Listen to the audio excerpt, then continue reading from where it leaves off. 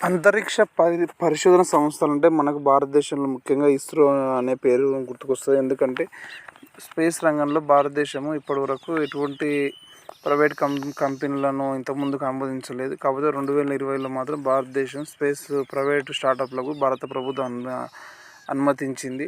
అయితే ఇటీవల ఒక హైదరాబాద్ బేస్డ్గా పనిచేసే కంపెనీ స్కై రూట్ ఏరోస్పేస్ అనే కంపెనీ తన విజయాన్ని సాధించింది. సొంతంగా ఒక రాకెట్ను తయారు చేసి ఆ రాకెట్ను కక్షల్లో ప్రవేశపెట్టింది.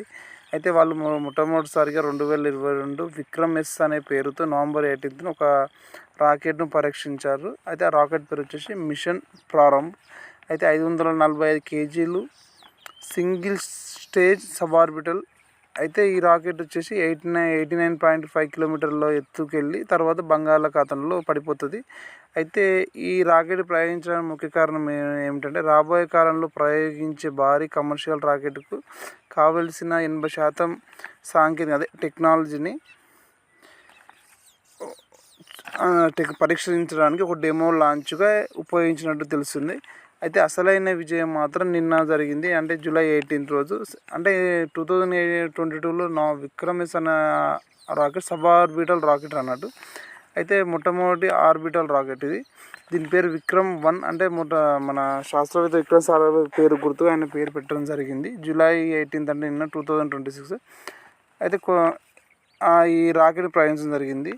అయితే దీని గురించి ఒకసారి మనకు క్లుప్తంగా గమనిస్తే ఈ రాకెట్ కొన్ని టెక్నాలజీ డెమో పేలోడ్లను 450 కిలోమీటర్ల లోయర్ ఎర్త్ ఆర్బిటల్లో ప్రవేశపెట్టడం జరిగింది. అయితే ఇది పూర్తిగా దీని ఇంజిన్ భారతదేశంలోనే తయారు చేయడం జరిగింది. దీన్ని పూర్తిగా 3D ప్రింట్ టెక్నాలజీతో తయారు చేసినట్టు తెలుస్తుంది. అయితే ఒకసారి ఈ స్కై రూట్ ఏరోస్పేస్ కంపెనీ యొక్క ఓనర్లు ఒకసారి చూస్తే పవన్ కుమార్ చందన మరియు జాగా భారత్ ఢాకా. వీళ్ళు ఇంతకుముందుకు ఇస్రోలో పనిచేసి రిజైన్ చేసి వీళ్ళు సొంతంగా ప్రైవేటు స్కై రూట్ అనే కంపెనీ స్థాపించడం జరిగింది 2018లో.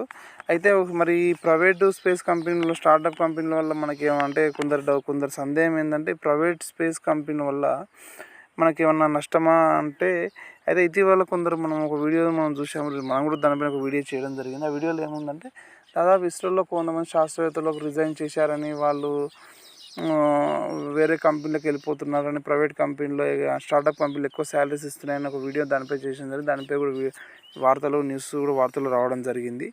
అయితే కొన్ని విధంగా లాభాలే ఎక్కువ ఉన్నాయి. ప్రస్తుత పరిస్థితుల్లో అయితే లాభాలే ఉన్నాయి. బట్ అంటే భవిష్యత్తులో మనం చెప్పలేం. అయితే భారత ప్రభుత్వం ప్రైవేట్ స్టార్టప్ కంపెనీలకు అనుమతించిన వారు ఓన్లీ లాంచ్ ప్యాడ్స్ మాత్రం ఇస్రో వద్దనే వాడుకోవాల్సి వస్తుంది. సొంతంగా లాంచ్ ప్యాడ్స్ వాళ్ళు క్రియేట్ చేసుకోవడానికి అవకాశం లేదు. కాబట్టి ఎటువంటి డోకా లేదనిపిస్తుంది. అయితే దీనివల్ల లాభం ఏంటంటే చిన్న కమర్షియల్ రాకెట్లను ప్రయోగించాలంటే ఇస్రో దానికోసం టైం వేస్ట్ అనేం కాదు. దానికోసం వాళ్ళు ఎక్కువ టైం స్పెండ్ చేయాల్సి వస్తుంది.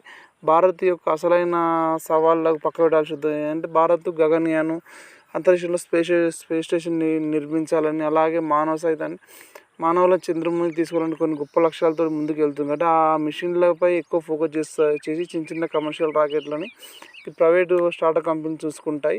బట్ దాని ద్వారా కూడా గవర్నమెంట్ అయిన ఇస్రోకు ఆదాయం వస్తుంది. ఎందుకంటే వాళ్ళు స్పేస్ అంటే లాంచ్ ప్యాడ్స్ మళ్ళీ మన ఇస్రో నుంచి వాడుకోవాల్సి వస్తుంది. కాబట్టి ఎటువంటి సందేహం లేదు, భవిష్యత్తులో ఇస్రోకి వచ్చిన డోకా ఏం లేదు. మరియు ఇంకొక విషయం ఏంటంటే మళ్ళీ ఈ కొత్త స్టార్టప్ కంపెనీలో రావడం వల్ల కూడా ఎంతోమంది ఇంజనీర్లకు, ఎంతోమంది యువకులకు కూడా స్పేస్ రంగంలో ఉద్యోగ అవకాశాలు ఎక్కువ మెరుగుపడతాయని చాలామంది అభిప్రాయపడుతున్నారు.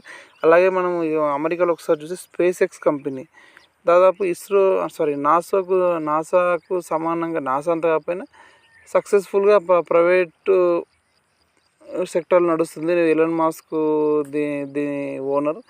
కాబట్టి భారతదేశంలో కూడా ప్రైవేటు స్టార్టప్ ప్రోత్సహించడానికి భారత ప్రభుత్వం కూడా అనుమతించింది. అందులో భాగంగానే స్కై రూట్ ఏరోస్పేస్ కంపెనీ విజయవంతంగా రాకెట్